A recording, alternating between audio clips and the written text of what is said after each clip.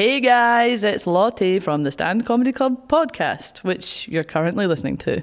This week, we're talking to Raymond Mearns, and we talk about pretty much everything you could possibly talk about in a single lifetime. So, enjoy! Well, look about, ooh-wee. So I'm just trying to top up my pension fund. Yeah. We'll talk about it. We'll talk about that. Well, we're It's recording, going, so go for it. so let's We're talk just about gonna it. start. Started, Yeah. right. Hi everyone, welcome. There's no an introduction. Welcome back to the pod. We're here with Raymond Mearns. Yeah. Cheers, And everyone. Cheers. Raymond's So anyway, yeah, your pension, you were saying. So Raymond's pension. Well, look, hey, right, so I've been in this game now. I started doing comedy in 1994. No way. So you predate the full-time. Stand. I was one. I know. I was So four. Wait, what month? Well, it was January. So I was 3 months old. Right, you know, and I remember I was there at your birth. He slapped her arse. I was the midwife. But I dabbled, right? You kind of, so how? That's, I think people have heard this before. I was a musician. I was a guitar player. But I was shite. Right, but you give me a guitar and you go, oh, yeah, good, you know what I mean? He'll get his end away at a party. Right? Never happened. Right? I get a guitar shoved up my hole a few times. And what happened was, I was a musician and I was really into it. But, you know, I don't know, people are really dedicated to that, right? And I was never really dedicated because I think when you're young, I don't know, when I was young, I can't talk about young people now because it's none of my business. But when I was young, it's all about, I want to be a rock star, man, because you want to be alluring to the opposite section. You just want to, you know, be relevant or be something other. Because I was dead shy and I'm a fucking nobody, right? I mean, just walked about with this aura of nothingness. And I'm just a teenage you know, and to me, and there's Raymond. something about playing the guitar. It's like it's like a big worry, you know. That's probably why you were shite if you were doing it like that. I know. It's to keep my bobby around. I was the world's biggest wanker. So I was a musician, and you've to be amazing at anything, you've got to be. You've got to have a wee kernel of talent, I think, right? Yeah. I mean, I might have been the world's greatest show jumper, but I never had my arse in a horse, so I don't know. So Right? true. That's so true. I know it's true. It's like, you see, that's where these middle class wankers. I think if they should take horses up to Easter Syndrome Chapel, we would win Olympic medals all the time. Yeah. You know these Waynes with cowboy suits on. So what happens? I digress. Right, my point is, you need a wee kernel of talent, and then you need to be dedicated. I was never that dedicated. I was playing the guitar and I got quite good. I got this book and it was called Teach Yourself. Somebody was nearly pregnant. Right? So what was I talking about? Right. Horses. No. Teach the book, us get the book. I bought this book and it was called Teach Yourself Lead Guitar by a guy called Steve Tarshis. And would-be rock stars of my generation will know this book. Pete Townsend was on the front of it, right? Playing a Les Paul. This is now gone beyond irony. Right? So I read this book, opened the first page, and he showed me the bottom end of the blue scale, and I went to the second page, showed me the top end of the blue scale, and then I flung the book away. And that was me. Yeah, fair enough. What more do you need? I can play the guitar. I can do things, right? And then you just, my wee brother was a keyboard player, and my wee mate Terry, he was a rhythm guitarist, and we used drum and bass sequencers, because that's from the 80s. We know that was just coming in. So we didn't need a bassist and a drummer, although we got a drummer who became a complete alky, and a bass player who was a sexual deviant. So we all got on like house and fire. Birds of a feather. The band was fucking doomed. Right. So once we all got out of jail, right, I was just shite, right? We were just shite. I wasn't going anywhere. And then when I went to university, and people go, he went to university? No, I did. I did a business studies degree at Caledonian Uni before it was Caledonian Uni, when it had some cred. For sure. When it was Glasgow College of Technology, man, right? And I got my degree. But while I was doing my degree, I was a guitar teacher in an arts project in Easterhouse. So there's a lot of fucking terrible guitar players in Easterhouse. So what happened was, the lady who was the drama teacher in this arts project, she says, we're doing a play and we need people to play Scottish soldiers. It was a play about William Wallace. And it was a modern play, and everybody with the Scottish Army wore bikers jackets and all that. Classic. Right. Because we didn't have a tartan budget, right? and it was amazing. Suddenly so I says, I'll come along and I'll just be a Scottish soldier. And I met all these actors, right? These enlightened, free thinkers who didn't get up at a certain time and never went to bed and smoked dope all day and get drunk and read scripts and these weird and beautiful free birds, And I went, I was already, I'd already met my first wife by then and had my daughter. So suddenly I went, I want to be like these, which doesn't augur well for trying to, be a responsible married father, husband. I want to be with this mob, full of it and mad with it. And that was a sliding door moment for me in my life. And I was only, this would have been 1989, so I was only just shy of 22 years old. And I wanted this. I kind of always wanted that. Yeah. I was always, that's why comedians, I don't know what you've learned for comedians. We're all weirdos anyway. We don't fit in. Yeah. We don't fit in, right? I feel like the NHS should be funding us. You feel what? The NHS should be funding us Should be funding The you for comedy what? club. for accommodating you lot. No. Yeah, fucking you should be paying me, you bobber. You see what happens is? You see, it's a kind of working, but in your favour by reverse of osmosis. So you probably come in here and went, God, man, I'm such a deviant, I'm such a loser, and then you meet us and you go, You're like, fucking "Whoa." hell, we're doing Yes. brilliant. Right, it could get a lot worse. So that's the thing. So that's what I wanted to be. I wanted to be like that, just a hippie, and do acting things, and that changed my life. So I was still doing the music then. Still had the band, but that was getting me more into that whole side of it. So my degree, I was going to be an accountant. Fuck, no way. Imagine that. I worked for 12 years. I got my degree in 2000 and, no I didn't, 1991. Congratulations. I got my degree in 1991 and I gave up gainful employment in 2003. Right. Is that right? Aye. So I was 35-year-old. I went to my boss, I went, working's no for me. and he went, we were all thinking that.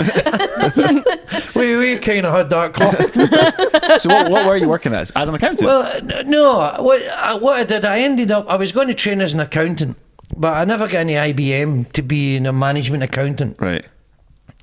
And I ended up in the oil business. I ended up working for BP Exploration Europe on the Canal project, where we expanded the Grangemouth terminal. Took it from 670,000 to 1.5 million barrels a day. So I was on that project team. And then after that, I ended up in the advertising business for 3 years, and then telecoms and data. And I always made money. I mean, I'm smarter than the average bear, boo-boo, But I always done well, but I was never Satisfied. No. I was no, but people. I'm never satisfied. but you know, I don't know if you've ever had a straight job, right? No. But I think it's a certain. I mean, I don't know. You just work in a stand, and it's a fucking lovely place to work. I mean, if I would work in the stand if I fucking needed a gig. I fucking have a great job. You sit in the stand watching comedy. Exactly. Although I'm an odd comedian, I'll look at the list and go, I'm needing that night after. Who's on? Raymond Mearns? Fat asshole. Right. So I'm very unconventional in that sense. I mean, I say this, which is stupid to say because it can't possibly be true. It goes beyond irony. I've always been very unreconstructed. Unreconstructed. That means you're just a fucking big daft boy. Right? Sure. Okay. You've never so unreconstructed. What that means is it kind of you kind of break yourself down and build yourself back up to improve yourself. And you're house trained and you don't say fuck in front of a nun or something, right? I don't know, something like that. I've never ever. Now the irony is, to say that, if you were unreconstructed, you wouldn't know you were unreconstructed because you're still a fucking bam. So it's mental, right? You get what I mean? I'm with you. But I don't know, it's maybe a kind of inverse snobbery thing or something. I just wanted to be me, or I'm just fucking immature, or what it is. But I just like being me, which is ironic because everybody else fucking can't stand me. But I've always been pretty comfortable in my own skin. So you're sitting there in meetings with all these guys, all suited and booted and shirt and ties on. I've got a fucking curry stain in my trousers and all that. Right, I'm serious, right? Fucking food all down my shirt. And you know, and they would all talk about stuff, and I would say the most random shit. And they would all just look at me as if I was fucking mental, right? I mean, and I'm a big film buff. I love films, man. And when this, for instance, in Independence Day, there's a bit where they all go to fight the aliens with Will Smith and Harry Connick Jr. and the Eagles, the Air Force guys. We're going to fight the aliens, and they're all ready to go because, okay, now it's pucker time. Right, I mean, it's pucker time, pucker up, we're ready to go for it, right? Okay. Pucker time. And so I remember we were at fucking some meeting about something and all the guys are around the fucking table and they're going, right, that's what we're going to do. He goes, great, now it's pucker time. And they're all going, he's a fucking loony, right? But the owner of the company loved the fact that I could go into a meeting and take money off people. I mean, I wasn't a fucking hold-up merchant, but I was really good at my job. I've got this ability to be very kind of technical and retain, understand things and retain information and know how things work and processes and all that. And I used to sell telephone systems and data networks and routers and all that, and we sell cable and you know, so if you built a new office, you need phones, you need computers, it needs all linked up and all that, and all the safeguards and the layer switching and stuff. That's what I did. And I was brilliant at it. I just got it. I just really got it. And I remember the owner of the company, because it was part of a big electrical contractor, and they traditionally got their work from consultants and they built relationships for a long time with electrical and mechanical consultant engineers. But he was amazed how I could find out somebody was building an office somewhere, and then phone him up and get a meeting and take $100,000 off him. No, seriously. And I remember his name was Paul Mackay. The company was called after Mackay. Paul Mackay. No, I wasn't. Paul must be in his. If I'm 57, Paul's about 65 now. Okay. Yeah, that's Right. cool. So he might have been a slow learner. So the point is, he says this deal came in, and he went, "Do you know this guy?" I says, "What do you mean? Had you ever met him before?" I said, "No." "How did you get this?" I says, "Well, I found out he was building the place. So I phoned him up, arranged a meeting with him, told him what we do. He told me what he needs. We had a talk and we got a deal. He loved that. So you don't know this guy and he gave you 100 grand. Obviously he loved it. Aye, I know. I can't get a woman to do the same thing. But he loved it. And I was always good at my job. So it was unconventional and cringy. People would just cringe and go, Oh, other people. oh, would. he's mental. I mean, I remember my MD before that, the company before it. I used to be on the telephones. I was on the telephones for about a year before they put me out on the road. And she was lovely. She was a really great boss. And her office was kind of 2 a line for mine. And I'm dead loud. You hear me? What? Fuck off. Fuck off. Just fuck off. Fuck off. And she was saying to me, I hear you on that phone and I just die 1,000 deaths. I can't believe, but you've been sitting there for whatever long it was. We're making a fucking fortune because of what you're doing. And I've never had a complaint about you. So carry on. But I would turn up. I remember. So I was still. Were you gigging it the whole time? Were you gigging Well, I at was night? gigging then. So this would have been 98, 99. I'm gigging. 5 years I'm gigging. Yeah. And I used to gig in at Merchant City, down in the place. Oh, it's not there anymore. We'd go in and we'd do the gig, and after the gig, I mean, we'd only get £35 or something. It was on a Sure. Tuesday or a Thursday night or something, and then I get the 35 quid, and then I go down the Scotia pool room. Now I've got work the next day. Right. I go down the Scotia pool room, tan the 35 quid, end up steaming at 3 o'clock in the morning, and then the next day. On a bus, I remember walking up from Buchanan bus station to Port Dundas, and I'm looking down, and I'm so fucking drunk. I've got black trousers and a blue suit jacket, so I've not even put on the right suit. I've got my suits mixed up. But I was office based at that point. That doesn't matter. And I walked in, and I'm fucking reeking of booze. I've got 2 days growth, and she says, "Look at the state you're in sometimes," but she couldn't sack me. Because you were getting results. Fucking everybody loved me, right? Yeah. They were making. I was getting them appointments to sell this kit. I was brilliant at it. But the reason you had to be brilliant at it, I'm such a fuck up. I'm unemployable. So when I go to a job, well, I thought I was. I wasn't. I wasn't talking about the right stuff, right? So. I was good, but you had to be good because that was what it was your thing. You needed to be good at your job to keep your job. And in sales, if you're not getting the numbers, you're fucking down the road. I don't care if you've got teeth like Champion of Wonder Horse or a Ralph Lauren suit. See, you might look great, but you're not getting the numbers. Get the fuck. Right. I mean, I look like a fucking bag of watching. Right. But I was getting the numbers.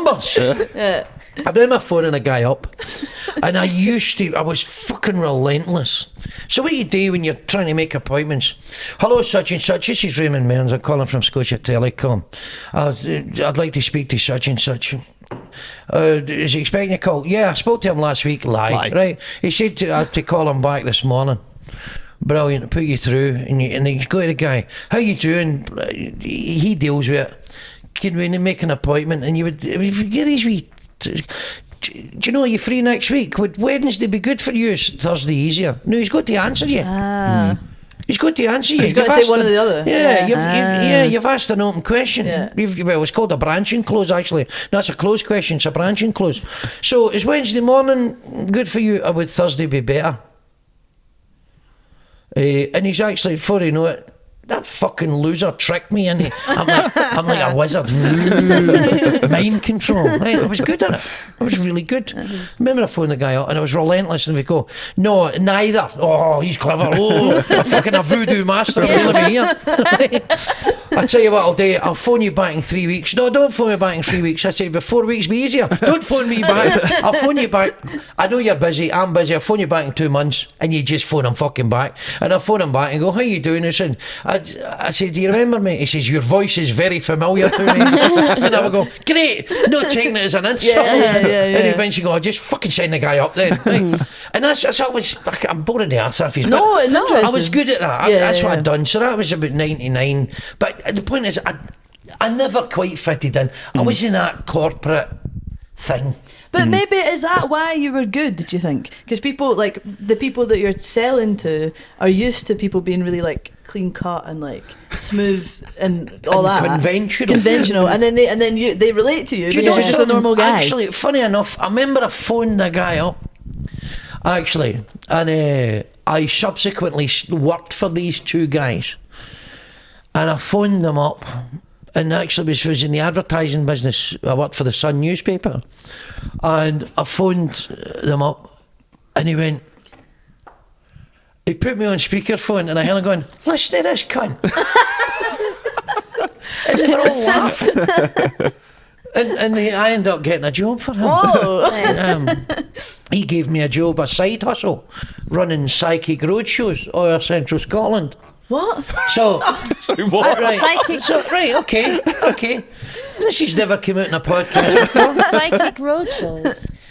So, so in 1993, I left the oil business. And in the June of 1994, so I had open heart surgery at the end of 1993. That's why I left BP. I was born with a hole in my heart. Right. And it was just wasn't getting any smaller. Sure. And it was getting bigger than the hole in my head. So I went, you're going to die. So they fixed a hole in my heart. And I was 7 months off work. So it was in November 93. In June 1994, I got a job with the Sun newspaper, selling classified advertising. Hardest job in the world, but they trained you brilliantly. Sure. There was this lady, Marie Petts, Shout out. from London, and she was amazing. They trained you for a week how to sell advertising over the telephone, and she was a fucking genius. It was phenomenal, and I just took it all on board, and I was brilliant at it. And you just lift the phone, hit, bang, bang, bang. Benefits, cost per thousand, XYZ, relentless. And I was great at it. In the Psychic Centre, I don't know if you've ever been there, down in Cessnock, in Ibrox, near Ibrox, the Glasgow Psychic Centre, they were open, well, every day of the week, and people would come to the Psychic Centre every night of the week, and there would be a floor show, a psychic or spiritualist was going. Every night? Every night. Sunday, Monday through every night, and there'd be an audience. And imagine it's like here, like the stand, right? And there's a psychic on stage and says, "I've got somebody here. His name's John." It's always John. And he's right, and he got a speeding ticket. Right, look, I'm not saying anything. Listen, but under the Fraudulent Mediums Act, it is against the law to claim clairaudience, right? It's illegal to say you can talk to the dead. Right. Although I've done a few shows in here. Back in it, right? So it's against the law, right? Really? People do it all the time. And so, well, no, listen, Okay, I'm listening. hang on. So there was a sign up in the venue. It said, all services offered by this company and people contracted on behalf of this company are purely for entertainment and amusement purposes only. But meanwhile, here's your deed grandad. Right? So basically, they ran an advert because they used to do psychic fortune telling over the phone. You'd phone a premium rate number and you say, my name's Raymond, I'm a Sagittarius, and they would spread out the cards and say, ooh, you're going to get a woman and you're going to get money, right? And you would go, that's great.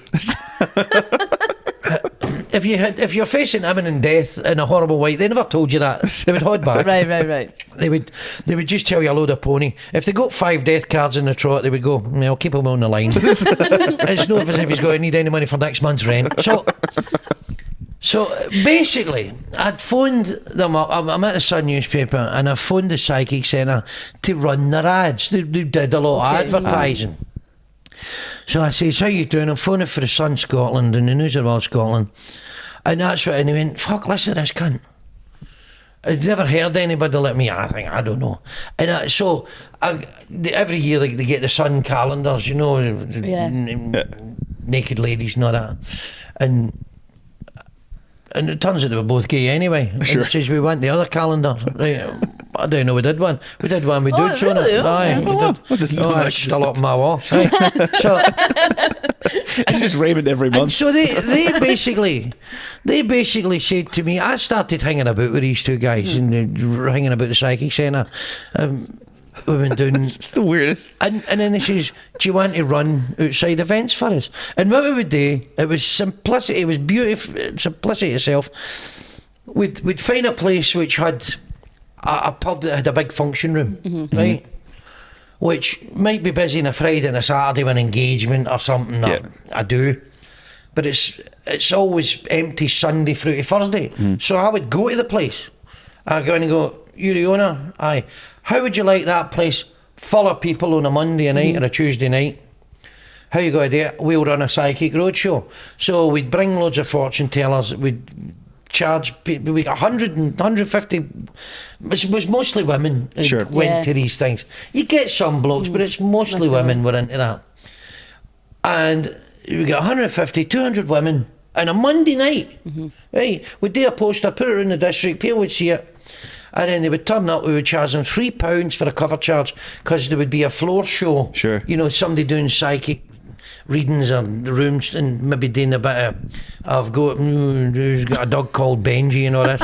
Right. And as well, they were waiting to get a reading done. And you'd pay £10, £12, whatever it was. And we did that 4 nights a week. Wow. Was it all across Scotland or just Glasgow? It was. We went as far as Arbroath and we went through Edinburgh. It was a lot across the central belt. Yeah. Occasionally up into Stirling, Perth and Dundee and into Fife, but it was mostly across the central belt, and we filled them all the time. It was amazing. And was it always the same, like psychics and stuff, or was there like Yeah. We'd do the same readers, brilliant tarot card readers. Wow. But here's the deal, right? Look, there's something in this. I'm going to tell you something. That's what I believe, honestly. Right? Me specifically. What you do when you get a card reading, if somebody knows, you learn how to read tarot cards because they all mean something in relation to each other. Yeah. Sure. And every card of the deck, so you go in and say, what's your name, Raymond, and what's your star sign? Sagittarius. And that's what they ask you. Right? And you go, cut the pack. And you would cut the pack any way you want to cut the pack. And then the reader would put the pack out, and however they actually fell, and then fell in relation to each other. That's how the story unfolds, the prediction. And I'm telling you, I got a psychic reading one night, and this is true. This is the truth. While I was at university, right, part of my degree was economics. Now, in the 1980s, 1990s, you were either a Keynesian or a left-wing economist building the economy for the demand side, or you were a monetarist, which you were a right-wing economist building the economy for the supply side, restricting money supply to build up supply and not creating over demand or overheating. So I was a Keynesian because I'm young, because Clemenceau said if a man is not a socialist when he is 20, then he has no heart. If he's still a socialist when he's 30, then he has no brain. Right? But I was young then, so I was a socialist, I was a Keynesian. But my tutor at university, his name is Terry Deeney, lovely wee fella. Shout out. But he was a monetarist, evil right winger, sitting there with his cat going, Mr. Band, And his guitar as well. No, I had my guitar. I'm making better cat sounds than you. So what happened? So there was a classic essay, a classic 101 economics. How would you grow the economy try and improve unemployment without increasing inflation and keeping a stable balance of payments position, right? Classic. And you can either approach it from a demand side or a supply side. Now, only people who've done a degree in economics, or even maybe higher grade economics, know this. So I've got to write this essay, and I'm going to stick it to wee Terry. I'm going to give him fucking demand. I'm going to build the economy up through demand using the accelerator. Fuck him, right? So I'd been given the essay, and then I went. My first wife was in her mate's house, and they had a fortune teller in. This guy's name was Raymond Mearns, right? Shout out. And I'm telling you, right, this happened. I can't explain this. So I went in, and this is years before I ever started working for a psychic centre, right? This must have been in fact, it was 1990, early 1990, maybe February. And my wife says, go down and see him, he's really good. I went, get a lot of fucking pish. Fuck off. Right. No, we'll pay him for you. Go down, well, fuck, if you're going to pay, fair enough. And I went, and he says, what's your name, Raymond? What's your star sign? Sagittarius. And then he started fucking I went, what the fuck's sake, wait a minute. He says, don't interrupt me, ask questions. No, seriously. He says, don't interrupt me, ask questions at the end. And while he was talking to me, now my wife couldn't have known this, because we didn't talk about that in bed. What do you think, honey? Supply or demand, right? We didn't do that, right? He said to me, as I'm sitting here now, this is the truth. He went, you have a conflict here. You have a bit of a problem. I don't know what this means. Supply and demand. You're conflicted. You don't know what way to go. My advice is tell him what he wants to hear and you'll be fine. Now that's fucking impossible. Yeah. I can't explain that. Yeah.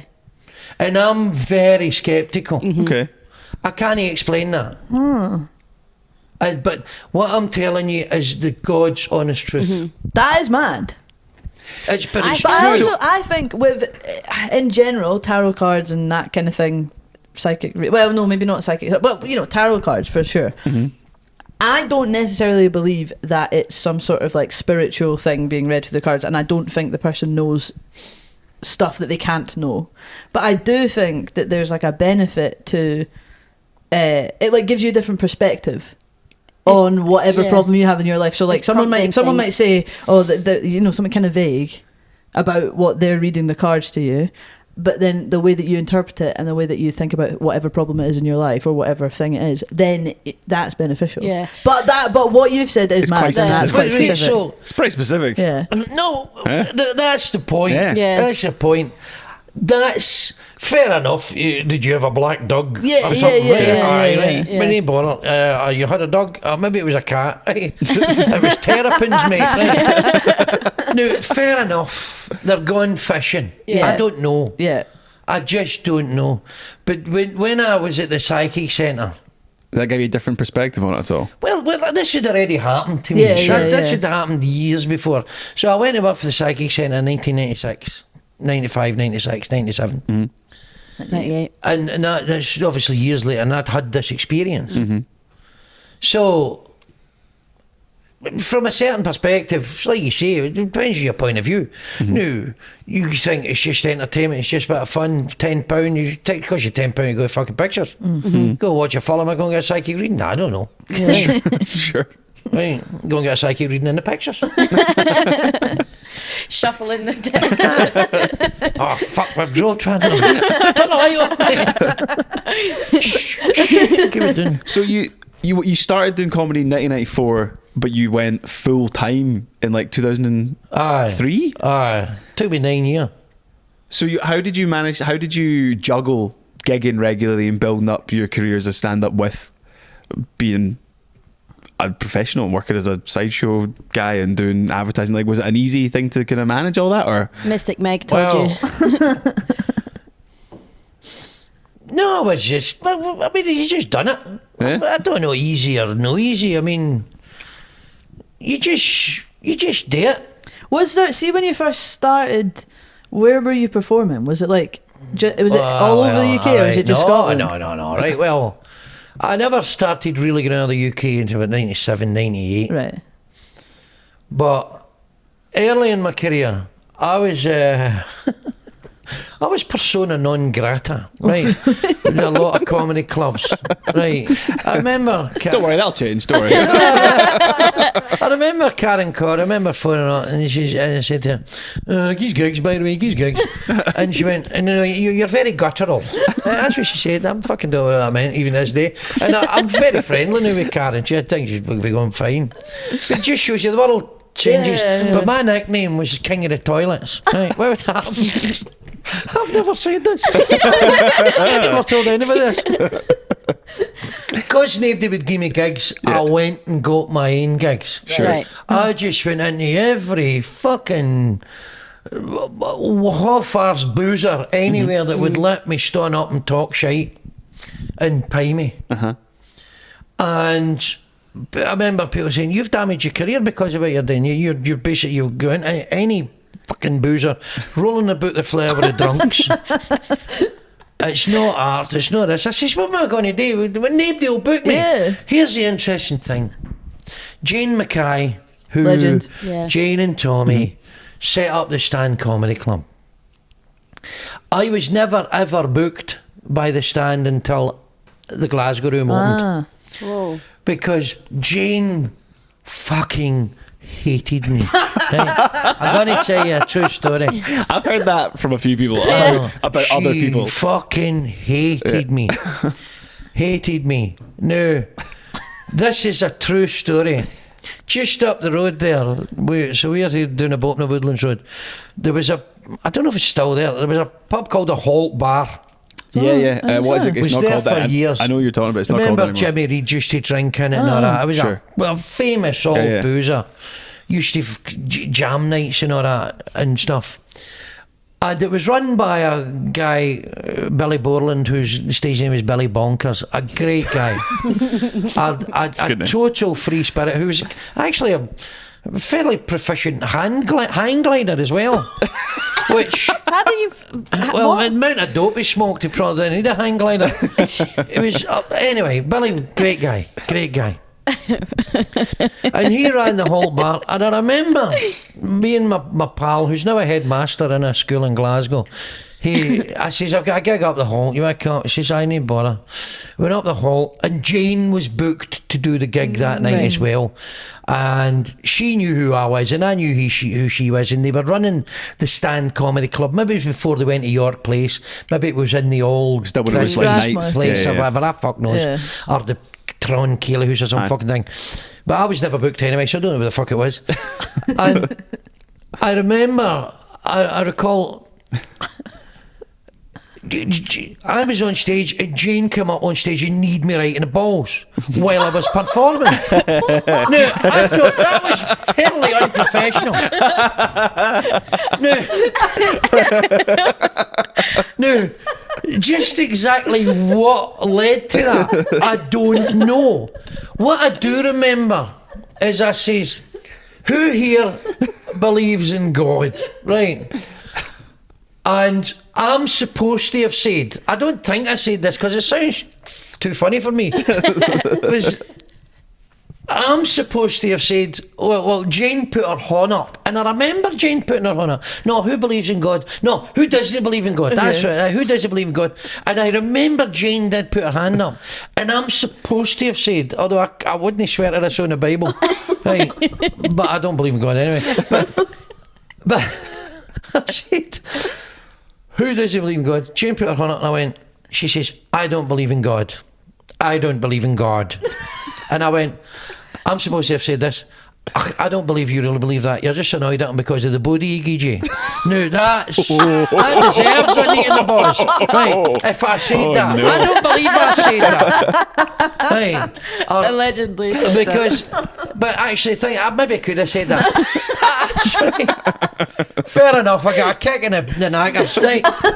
And to my, you know, to my credit, I finished the gig. And then what happened was, my pal and I, John, we went up, we finished in the Holt. Got our money, fucking 25 quid, whatever it was. I went up to Sauchiehall Street in the Variety Bar. And Jane and her entourage, she had an entourage. There were 3 or 4 people. And I remember, I knew everybody in the town in the days. And I'm talking to somebody in the town and I'm aware of this kerfuffle behind me. My mate John had went up and says, you should I need him and the boys. So he's fighting with them all. Jane and her entourage. I went, come on, you fucking loony, let's get out of here. And it was, I always remember it. And I was never booked. And I'll be honest with you, it was a source of, it's hurtful, you know. You just want to do your thing. Yeah. You hope you're doing your thing, and I'm not everybody's cup of tea, and that's that's fine. But to be excluded is Yeah, no. Yeah, I get it. And I always remember I was driving. It was about 2000, wasn't it, when the stand opened? Well, it's 25 years this year, so yeah, exactly. Right. 2000. And I April remember 2000. I was driving down outside Stirling in my company car, and my one of these, mobile phones in a cradle and all that. Car Phone, nice. corporate as fuck. Still the curry stain in my brakes. And the phone went, and I answered the phone, and it was Tommy. And I went, Tommy, hello, how you doing? And I'd never any feelings of rancour about being excluded, just sadness, I suppose. And Tommy says, we're opening up in Glasgow, we would like you would be part of that. And I says, Tommy, that's all I ever wanted to do. I just want to play, and I'd be fucking delighted to play at the stand. And it was beautiful, because you then, this is fucking my theatre of dreams, man.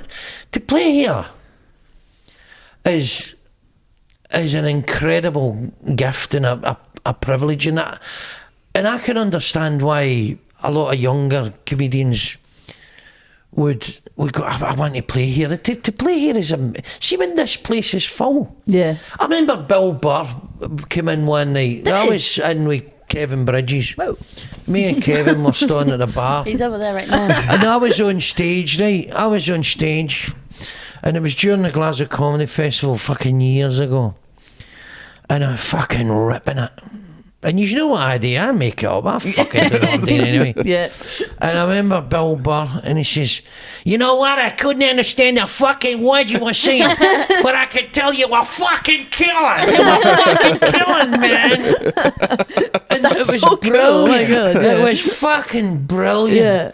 And Kevin and I didn't know who Bill was then. It became, subsequently I became incredibly famous. And he says, you know what I love about you people, all you say cunt. You say the word cunt all the time.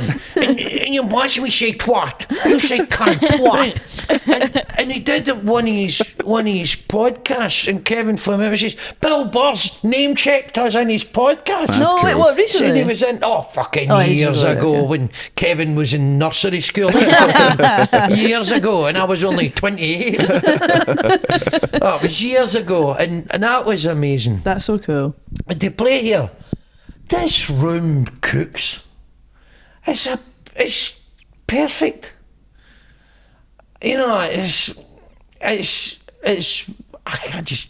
I was here fucking for the day one. Now in 2001, so Jane and Jane still was very wary and suspicious, and we'd be in there like two big cats in the zoo, fucking staring at each other, backs against the wall, guarding my balls,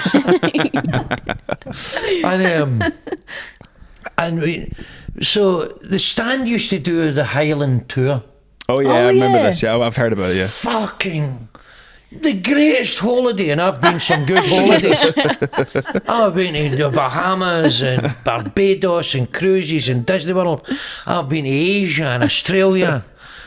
But you only got £50 a gig. We'd done 10 gigs in 11 days, right? And it was myself, John Flint, David Kay, and Love Jane. David Kay. We're in this Volkswagen Charan SUV. And the first gig was a place called Glenouig, which is up by Lochaelart, past Glenfinnan. Is that right? No, I'm talking out my hole. The first gig was in East Grange Loft in Alves because we ended up that night on Kinloss Air Base. RAF base in the officers' mess. And Just for a laugh, or like that where you were were you meant to staying? be they all there? Because they'd came to the been gig. and they Oh, invited right, you. right, Right, right. right. Come on, Yeah, back yeah, out of the yeah. base. Anybody want to go up in a Nimrod? Seriously. Right. So we're all... And that first night, still Jane was very wary of me. And the second night was Inverness. And my first wife, she came up and joined us, and we were in the Glenalbyn Boozer, and Jane and I bonded through alcohol Yeah. and a love of chaos. and my wife was first wife was really good. She was great at just, and my wife knew Annie's great at that. They're just great at putting people at ease because I make people really uncomfortable. There's Mearns as he pushed. So what was the question? I was gonna say I can't remember, don't but know. I You were talking about the Highland tour, but I don't Oh, know. yeah. it's the best holiday, yeah. So from that moment, it's about Jane really. Yeah, From yeah, that moment, Jane and I became incredibly good friends and very supportive of each other. And I mean that. So much so that I remember somebody saying to me that somebody was in saying Raymond Mearns is fucking shite, and Jane went, "How dare you? Raymond Mearns is one of the finest comedians this country's ever produced." did you kick them in the balls as well? For me and me in the knacker Yeah, that's pretty cool. about 97 Yeah. to 2001 defending me. Yeah, that's good. That's good. You're See, nothing ever stays the same. So remember that, kids.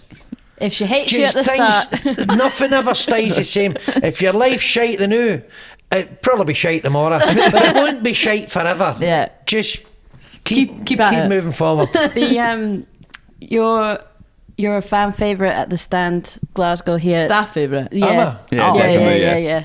The someone that works behind the bar, Akshat, he is a big fan of you. Anytime you're on the bill, he's like, "Fuck, Well, yes." like I think the staff here are really supportive. It was not always us. I used to see them right malignant cunts behind that bar. You went on Shakespearean there. That was quite beautiful. Well, you know, there's more to me than meets the eye. I was spending that 6 months with those actors back in 1990. Yeah, you know, yeah. picked up a few. Was not always thus. Well, I mean, I gave off this unreconstructed, there's that word again, this veneer of being a big daft boy. And I think it's become part of my shtick, really. But there's a bit of construction. There's a wee bit. There's what a wee bit. I've built Yeah. for me. It's Sure. kind of, it doesn't always work. It was never a plan. Sure. Never a fucking plan. Yeah. It's just careering from one fucking chaotic But- thing to another. You've got the underlying intelligence that you actually have is why you're able to be really funny, I think. Because you could come on stage and just be an idiot and it's not funny. Aye, it's probably, thank God, I've always been fairly sharper than Yeah. than some people. Because some people, you know, people who come and do Red Raw or something, they're funny to their friends because they're just a big daft boy. Yeah. And then they come on stage and they try and do that. You're a big smart dad and boy. then it's like, it doesn't work because they're just going, duh, duh, duh, you know, Yeah. it's not funny. Do you know? I tell you, see when you're really good. See this was my last chance saloon. So stand up for me. But subsequently, I became an amazing acting career anyway. Yeah. Right. But this was my last chance saloon. Made an arse out of the guitar, and I did the theatre stuff for a couple of years and met all these actors. And the stand up, I think it was because I suppose I don't know. It just I suppose it just kind of came naturally. Again, you get a wee kernel of talent, and you just try and make the best of it. And I dedicated myself to it, in as far as I always put myself up there. Yeah. And it was the fear that drove me. It was, don't make an ass of yourself here. There's people looking at you. They're going to think, they're going, what's that curry stain in his trousers? She fucking is same pair of trousers for 6 years. So it's kind of fear and nowhere else to go, really. I don't know. But it was never a plan. Yeah. I've never been a planner. I've got a mate who's a planner, who's rich as fuck. And he always had a plan. We used to work together in the telecoms game, and he had a plan. And now he owns half a dozen houses in fucking Dundee, you know that? And you get big, you know, a self-invested personal pension worth hundreds of thousands of pounds, and I've got fucking ginger balls and fag coupons, and I've never been a planner. I just did it, and then. But I think everybody who comes into stand-up, it's like anything. If you've got half a brain and you really think about it and you go, how can I get it better at this? What did I do there? What was terrible? Or don't do that again. But do a bit of that. What worked there? If you kind of think it through and you keep doing it, and just repetition and muscle memory, you're going to get better. Yeah. That was just a process. A continual improvement. I mean, and it wasn't even that, you know, deliberate. It was just you kind of things, you know, unravel, things reveal themselves, and you go, I've been lucky. I'm fucking lucky. Can I tell you one of my favourite things I've ever seen you do? Can I tell you that? Ominous. What, through a window? What did you see me doing it? On stage. It was kind of off the back of what Lottie was saying. When you do your crowd work and you ask them what their jobs are and stuff, there was a group of people that were sitting in the front row, and they were in some kind of like corporate. They're having a staff night out, and they were in some kind of like firm.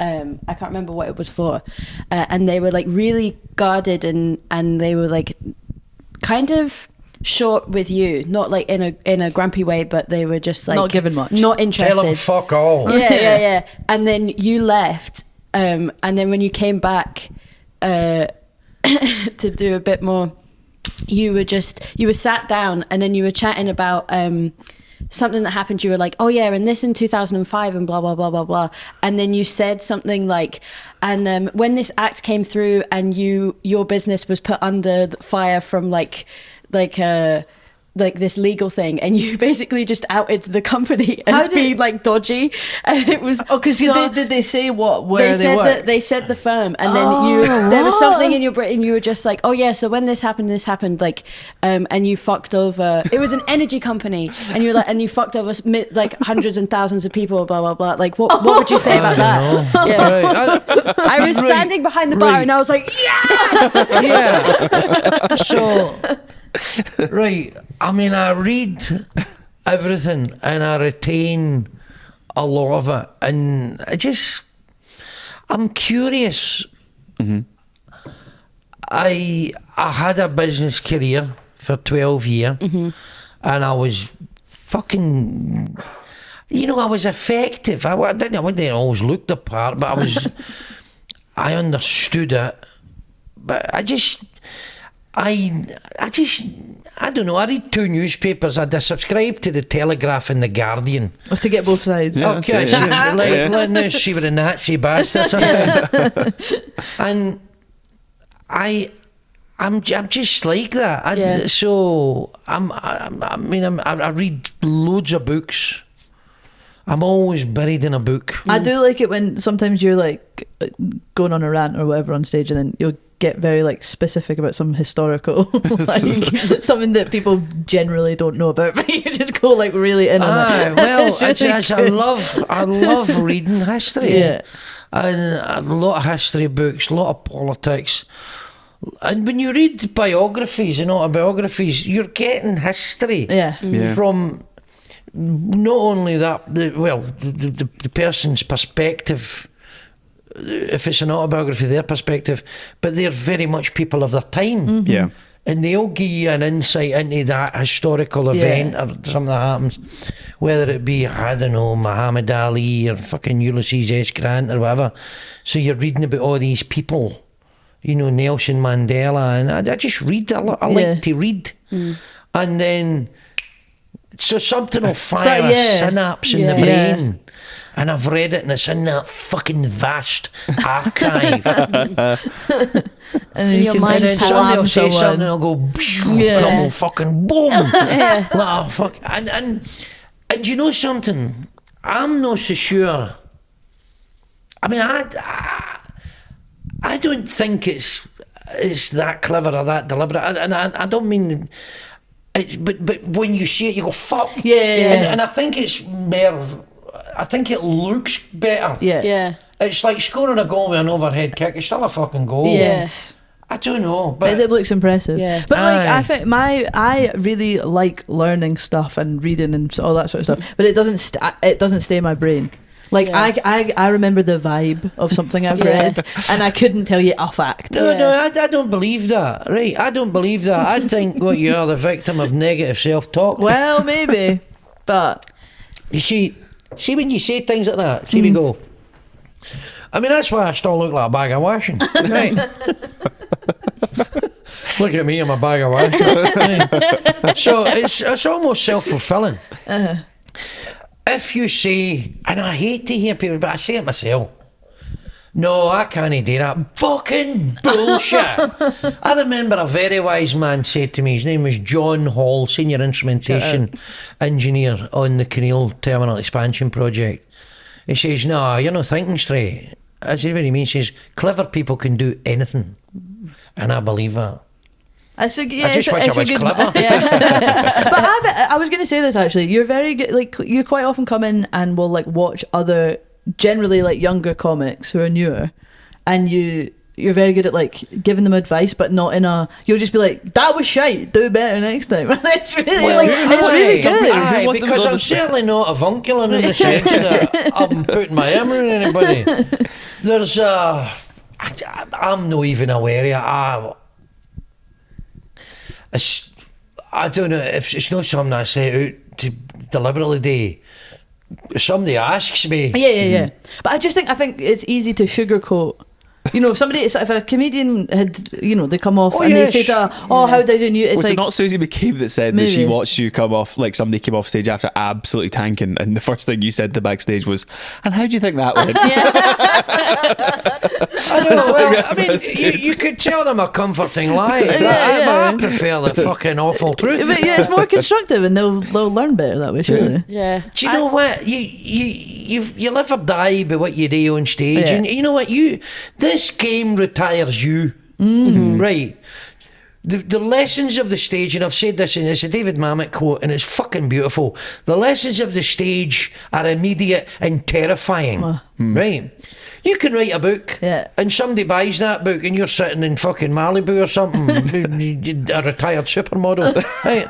And somebody's reading a book, going, that book's shite. And you'll never know. Or you can paint a picture and it's in a gallery, and someone go, what a load of fucking pish. Yeah. Or make a film, or make an album. And so, but stand-up comedy is done before a live audience. Yeah. And if you fuck up in front of a live audience, Exactly. Specifically comedy as well, 'cause, like, even drama. live music, live theatre, it's not the same because the crowd for most of the time isn't expected to be like vocally engaged. No, I've seen it happen. I've seen bands tank. Well, yeah, I've seen bands but it's tank. not the same. I And remember- live music doesn't rely on the crowd making a noise. Well, In the same way that, like, if you're on stage doing comedy and the crowd they don't doesn't laugh. laugh, You've not got your drums kit behind them. Right. Yeah. So there is that. But I've seen theatre shows go a bit Pete Tong. But the thing So- about drama is that people talk about it. It's only when you mull it afterwards and go, Yeah, did that yeah, work? that was I actually shite. don't know if that. Yeah, and then, yeah. But comedy is an instant thing. Yeah. It's instantaneous. Absolutely. It doesn't work. It doesn't work. Absolutely. Yeah. Absolutely. And I agree with George Carlin when he says comedy is a craft. It's an art. It's a vulgar art. Absolutely. But it is an art, and you learn certain techniques and things, and you see things and I see it when you see comedians on stage. I know what he's doing there. Nah, yeah. Yeah, we've talked. You can see people writing a people joke. watching it. It's see when you go on stage and you're just doing it, and people go, "I could do that." Yeah. No, you can't. Yeah. To make it look that easy takes fucking years. Yeah, because it's so easy to, with like art, it's so easy to consume that people think it's easy to make, Aye. which is just so wrong. Yeah. Like it's so untrue. Yeah. You get, the more you do it though, I think you get better. I've seen people really improve over the years. I've seen new people and I've seen people fucking tank. Yeah. Is there anyone? Tanked. I fucking died my hole. Is there anyone you've ever seen that's just like very early in the career and they've done it and you've just gone, oh my god, it's like they've been doing it for 10 years already. No, yeah, look, there's two acts who I'm in awe of, right? And maybe not very fashionable. One of them within the business, Michael McIntyre. Sure. I first met Michael McIntyre. He'd only been gone a couple of years, around about 2002. Forgot his fucking name. And my son's name is Michael. I fucking forgot Michael McIntyre's fucking name. We were in Birmingham. And this was about 2002. I went, not bad. Very, very confident. Has he always had that sort of the style that he's current, Aye. like that Aye. sort of yeah? And I then saw him. He got a Perry nomination around about 2004. And within a year, he was fucking astonishing. I remember doing Jongleurs Nottingham sometime in 2005, and he was on in the middle. He was a second act. So I'm always compared these gigs. They're hard as fuck. 14 stag nights, saw steaming, wearing rubber tits and everything. A fucking nightmare, right? Yeah. A fucking nightmare. And you go in and you try and rack and stack them and settle the cunts down. You get the first act on. No bother. The problem is when the first act finished, you come back on and everybody's up. It's like fucking Chucky Hall Street. Yeah. So you've got to stand on stage and fucking try to settle them and fucking, it's like you're a fucking sheepdog. Get them all. And Michael McIntyre was second on, and he was fucking astonishing in that spot, the graveyard And was spot. it in what Jongleurs was it? Jongleurs Nottingham. And he did this stuff about the Radio 2 traffic reports, people phoning in. This is from Dogger 147 from Cheltenham. Don't go down the M5. Tell everybody it's too late for me. It was fucking beautiful. And then by 2007, 2008, it was the biggest fucking thing on the planet. Yeah. Amazing. And another comedian, I got to know him quite well, Jim Jeffries. Oh yeah. Purely the commitment, the total 100% fucking commitment. There's something about Jim Jeffries when he would go on stage, and I just went, Jim, you're a fucking amazing. Something about him, his energy was brilliant. When did he start doing comedy? How long has he been? Fuck knows. Like I've known him ages ago. since the 90s. Fuck. Right. I mean, when he was living down in Manchester. But the commitment he showed. I think that is the thing, commitment. Yeah. Because you can be sort of like Well, Muhammad Part-time. Ali said great champions are comprised of two things: skill and will. But see, if you've not got the will, doesn't matter how much skill you've got. Yeah. And a classic example of that would be, sadly, George Best, who was born to play football. He might have been a great show jumper, but he was born to play football, right? Yeah. And he was effectively finished at 27 Yeah. because he just wasn't committed. Yeah. Wasn't he? You know, so, I mean, I read Jonathan Ive's biography of Muhammad Ali, brilliant, big, thick book. and I'd read Thomas Hauser's biography of Muhammad Ali. So I was amazed with him as a person. An amazing individual. But he flew to the Rome Olympics, and he was so terrified of flying, the mad bastard wore a parachute inside the plane. Wow. He wore a parachute on the plane. Do you know, I worked with the late journalist Hugh McIlvanney. Oh, what a man. He was amazing. He was that voice.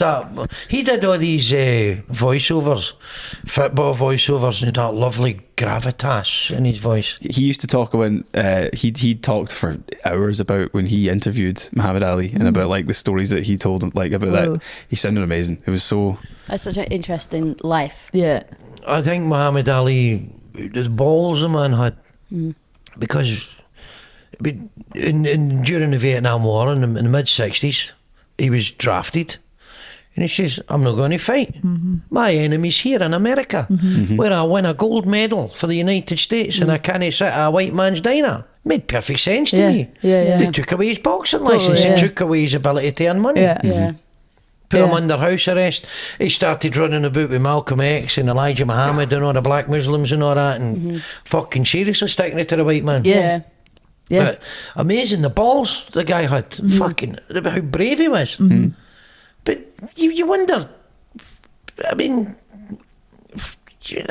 if you felt he felt he had to make a stand. Yeah.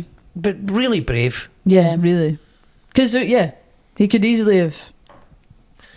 Well, just went being to like Vietnam and get his well, butt shot. he could have still not gone to Vietnam, but not publicly made as much of a statement about it, the fact that he like stuck I to know. it. I think it was like, because it become so politicised. Yeah, I mean, yeah. Joe Louis, who was world heavyweight champion between 1937 and 1949, he served in the military, became a master sergeant, physical training instructor. And The army would have been segregated though back then as well, wouldn't it? okay, aye, there was all Jim Crow and all that. Yeah. But you know, he served in the military in World War II, and funny thing about Joe Louis, I mean, he then did fights and gave away the whole purse of his fight to veterans, Right. injured veterans and all that. But the IRS still wanted him to pay the fucking tax on the money he'd given away. really? Wow. I mean, That's fucking right. Uncle Yeah. Sam Yeah. squeezes your diddy till it bleeds. Yeah. That's out of the Shawshank Redemption. Uncle Sam puts your hand in your shit and squeezes your nipple till you bleed. So you said you're a big fan of movies. Massive. Yeah. In fact, if you listen to the way I talk, most of everything I say is out of a movie. Quotes. I don't have any personality. I listened to the Stu and Joe's Big Dumb Film Show. I listened to the episode that you were on. Aye. And I enjoyed it. Yeah, What well did done. you talk? What films did you talk about? Or film? Well, I love submarine movies. I love Denzel Washington and I love mafia movies. Okay, yeah. And specifically, though, there was... Is there a Venn diagram there? What I spoke about was... Probably. Was it mafia violent scenes or great scenes in movies? Yeah, there was a lot of chat about like much older movies. In my Aye, I mean, memory. aye. I try to think because I'm big into mafia. I like mafia. Yeah. They're reading about the mafia, so the real mafia stuff. Not so much the Sicilian mafia, the Camorra from Naples, but the American mafia, Charlie Luciano, Mayor Lansky, Benny Siegel, and I'm great knowledge of all that. John Gotti and Samuel Bill Gravano, and so when you watch a lot of these mafia movies, these are kind of real people. And we were talking about Casino and Joe Pesci. It was Joe Pesci. And when I know him well. he just knacks the guy with a pen in Casino. Yeah. He's saying, you hear that, Ace? You hear the little baby tell my pal to go fuck himself? You hear that? Yeah, fucking... Hey, he's a fucking... What a great Love wee Joe actor. Pesci, yeah. Violent as fuck. Apparently, him being cast as the bad guy in Home Alone was like such a play because he's been like because he played such my tummy just rumbled. He played such violent characters Up until that, previously, yeah. and that obviously it's like a family movie. Yeah. But he was like the perfect because everyone knew that he has He's the capacity scary, to yeah. be He's got scary. tremendous And- comedy chops. Yeah. and all. In the spoiler alert, in the beginning of the movie, he comes in to scope the house, but he's dressed as a pig, as a policeman, and they let him in because they trust him as a policeman, but he's actually crook, which I think they were trying to tell us something. Because he's got a big gold tooth. Yeah. So he smiles at Kevin McAllister, and he's like, I can't do the accent, but he's like, all right. It's Joe Pesci. For the Buyers Road. Yeah, he was like, oh, smiles, and then they add a little Tingle gleam, his gold tooth. Yeah. and then a few scenes later, the Wet Bandits nearly hit Kevin McAllister with their car. And he's like screaming at them, and he goes, "Hiya, pal," like that, and smiles, pal. and then The and gold then it does the tooth. gleam, I and don't then know, he's it's like, a copper eye. yeah, Yeah, Home Alone, they were great movies. The third one with wee Alex DeLiz wasn't as good. How Yeah, many that's are right. That's there? unbelievable There's that you like remember seven. them. Four. There's There's fucking four. hundreds. I think there's is there not loads of them. more? They kept going. I think there's more like that The aren't, don't first have the two were same. brilliant. Yeah. The I love one those where he was films. Home Alone, then the one when he's Lost in New York. Yeah. And then Yeah. the third one doesn't have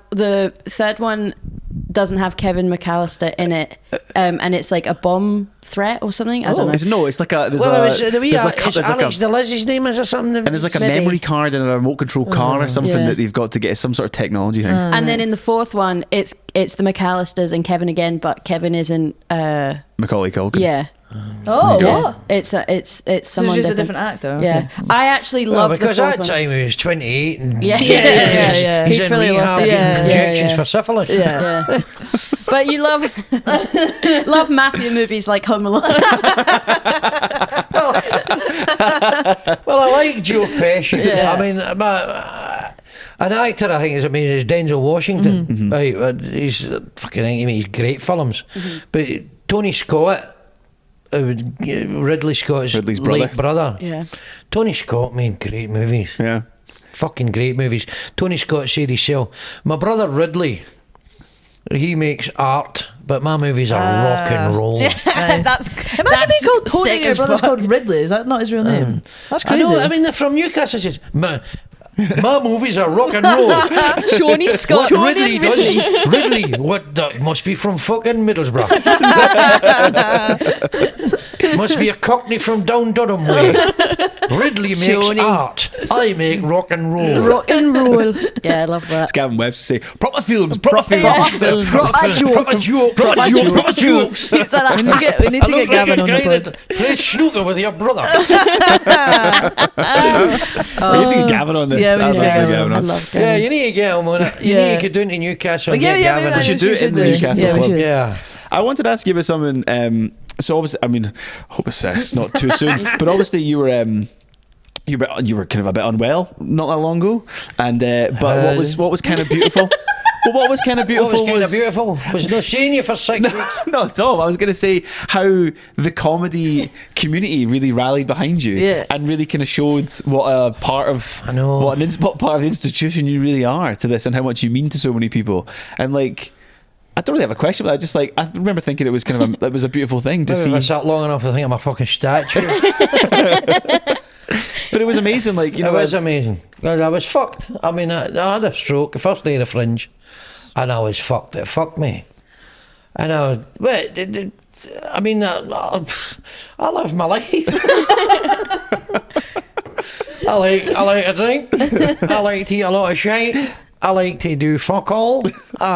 You'll not see me running about the park with fucking spandex on. But so Curry sauce on the spandex. it's 3-4 decades of fucking slobbery, and it just catches up with you. Yeah. And that's what the consultant says. You're a fucking jakey. You're going to die. word for word what the guy told you. You're a fucking. It was a lovely lady. She went, you're a fucking jakey. Is that your considered medical opinion, doctor? You're a fucking jakey. Look at you. You're built like a bag of washing.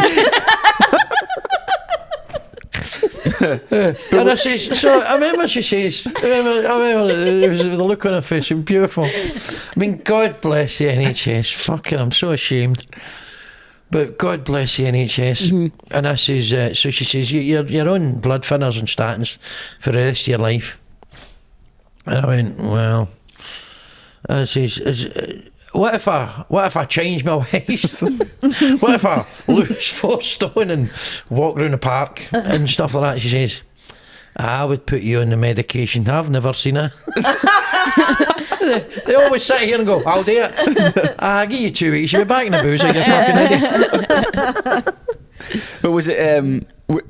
I'm not saying surprised, but was it like nice to see how many folk came out in support of you to kind of like after all that, considering you were saying before, you know, when you first started out, you felt like you were being excluded, you weren't part of it, you know? And then look at you now, and naturally, how many people came out and said, you know what? That's lovely. And everyone, I always kind of, you don't really know yourself, right? You kind of think you've got a vision of yourself, like you think you want the world to see or something, yeah.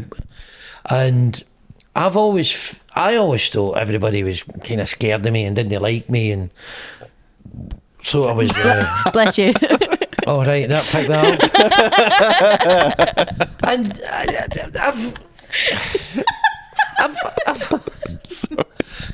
We're having an emotional moment here. Sorry. It's the 45-minute mark. I can't help myself.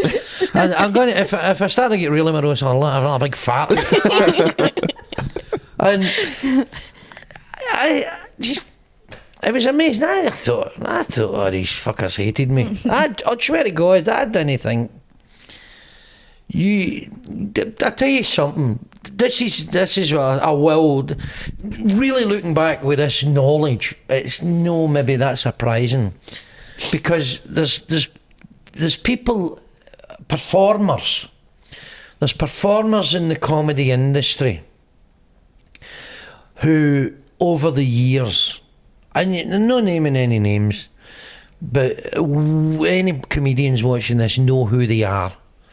People that needed urgent medical attention, needed an operation or something to fix something, or when I remember a comedian's car went on fire and his wages were in the car, and I remember another comedian had a stroke and another comedian had a heart attack.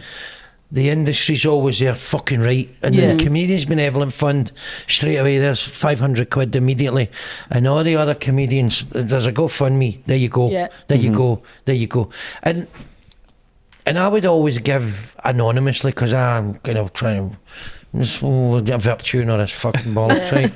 And the wife says, you're always getting that money anonymously, so they won't know you're getting. So if you have something happen to you, then that tight fucker never gives in. No, we're all there for each other. You might not even quite like your fellow professional, right? Yeah. But you respect them. And we're all living on our wits. We've not got a pension. We've not got, if we get ill, we don't get sickness benefit or nothing like that. We don't get anything like that. Yeah. And you don't get paid. And it's that, and it's that togetherness and that knowledge of our state and how we live. Fucking there you go, pal. There you go. There you go. I remember years ago. I mean, a comedian I know who were pal with at the time, and he had a cancer scare, and he took a scraping off his throat, and he couldn't speak. He can't get. We had a benefit for him, and gave him 2,000 quid with the benefit raised about £2,000. There you go. You don't need to worry about 4 weeks. There's 4 weeks money.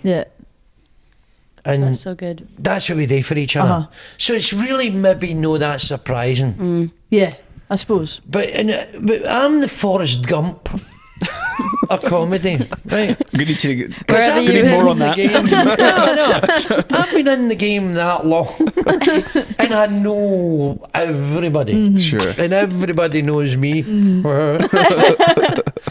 I suppose, I think the secret of success in any artistic field is just to stay alive. To keep doing it. Sure. And eventually go, he's a fucking legend to us. I mean, then he's just turning up every night. Yeah. I don't remember the scene in Forrest Gump where he gets kicked in the balls, but you... They had to cut that out. You see, that was a trigger thing. Yeah. Wherever you're going, you were running. Yeah. running? I'm the Forrest Gump of comedy. I've been banging about for years. That's happened a couple of times where people have kind of compared themselves. We just had Mark Nelson on, and he's the Dean Martin of comedy. You're the Forrest Gump. The Dean Martin? Yeah. I could drink that fanny under the table. And I've had a stroke, by the way. We should probably start thinking about wrapping on up. Yeah, It's I been think over an hour. we're coming towards the end of our. See, you never get any questions out. See, I talk my Yeah, way yeah. out. Well, we've got one. I made it my podcast. We need. Honestly, it's nice just to Get sit it and up. let Yeah, someone it else is, go. it It's is, sometimes yeah. like pulling teeth. No Yeah. offense, anyone that's on this podcast. Is that right? No, never. Everyone's so fantastic.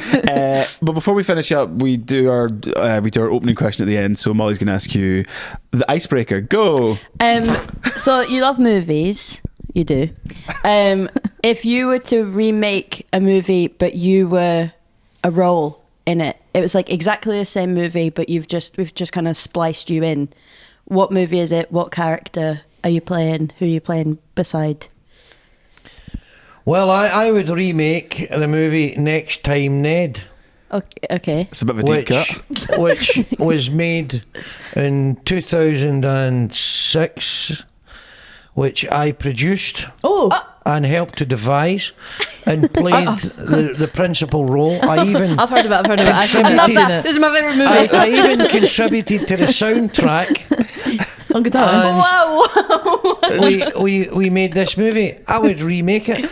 It's about a guy who's just a poor delusional actor who won't do any other job except be an actor. He's lost his wife and his family, and his son won't speak to him because he's just a fucking useless. He's just a useless ball bag.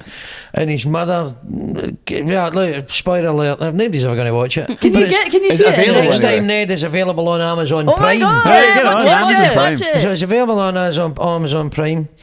And Well, don't ruin it then. People might watch it. I would make it again. Okay. And it's With, about... but were you changing it, or are you just like is there more Do you you would feel like add? there's anything you could do to it to improve it? Is anything? I'd get a better actor in the main role. No, I don't know. What movie would that? Do you know what? I'd remake? I'd remake The Crimson Tide. Okay. Okay. And I would be the Gene Hackman character. Oh, I was thinking Me you. and Big Denzel going into fucking hammer and tongs. that'd be cool. I thought you'd. I can see you in like a True Grit role. Oh, as Rooster Cogburn. Yeah. Aye. And you would understand every word I say. You see, this is interesting. Bridges is great. And Lloyd Bridges is great. What's his name? Jeff Bridges. That's fucking You've gone through the whole family already. I know. And Kevin, fucking right. There's millions of them. Fourth Road, he's dynamite. So the point is, that remake, you couldn't understand a word they said. This is a thing. Movies now, you can't fucking hear them. Yeah, it's true. Yeah. I go to the pictures and I can't fucking hear the movies. I went to see Conclave what and they're they're like. all mumbling like fuck and I can't hear it in the pictures. I had to watch it again With subtitles. the other night with the subtitles on Amazon, and it cost me fucking 10 quid. Do you know what's cheaper than that? Next Time Ned on Amazon Prime. You'll get that for $4.95. There you go. It's a bargain. No, you should watch Next Time Ned. will. The funniest things are Get a screen up, subtitles. yeah. They're fucking all over the place. Oh my god.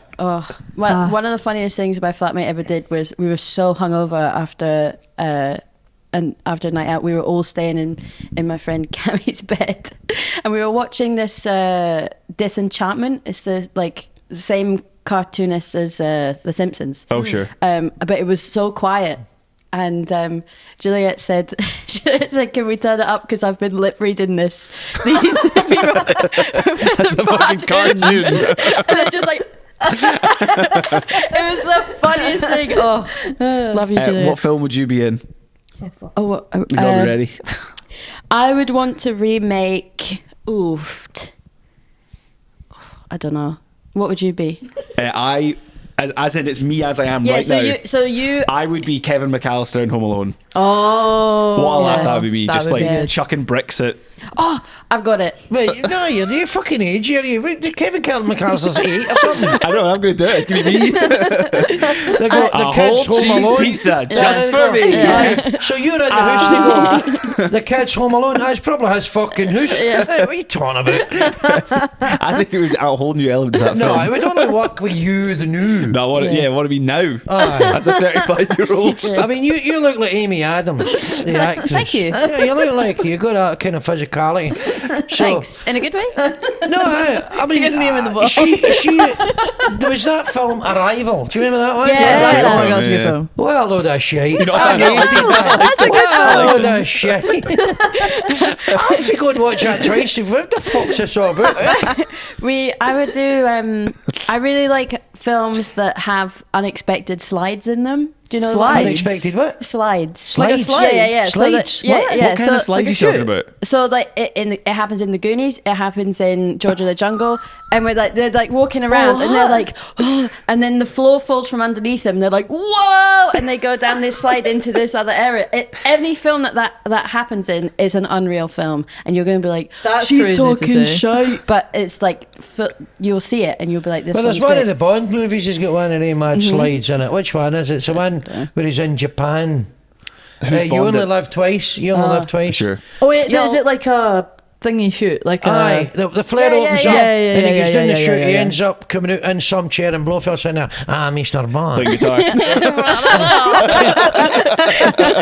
Glad you could drop in. Yeah, Did you bring some Felix Catfoot? but I would want to have some kind of adventure movie like that. Maybe the Goonies. I'd Sure. be Sloth from Goonies. Hey, you guys. I think I would be Godzilla in the Godzilla. Good show. It's a really good Yeah. show. Yeah. I like that a lot. Godzilla. Godzilla. Do you know what were great? Do you know what were great? And you don't remember this, and it's a sad thing. You don't know our lives.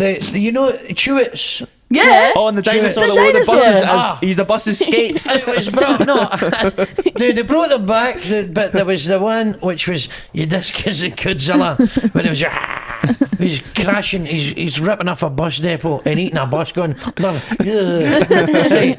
and then somebody gives him a pack of Chewits, and he goes,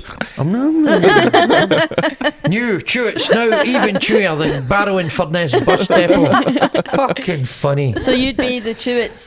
No, The Chewits I'd be the I'd be a Chewits bus Godzilla. driver 'cause I'm all And I'll be the Godzilla eating the bus. That's perfect. Well, Well, thank you so much, Raymond. Hey, thanks for having us. It's always nice to be asked your Yeah. opinion on things. It's been a treat.